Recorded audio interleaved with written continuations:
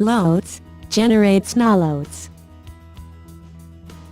With the snow load generator, it is possible to assign the correct snow load according to Eurocode to a three-dimensional building in just a few steps. After having defined the national annex, you can define the snow load zone and the altitude above mean sea level for the location of the building. You can easily enter the outer roof nodes by using the select function. If you haven't already created the snow load cases, you can also create them in the input table.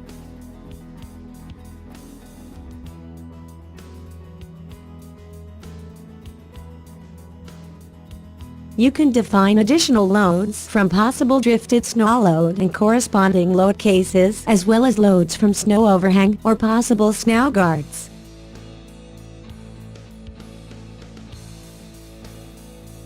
A summary of the generated loads appears in the final dialog box.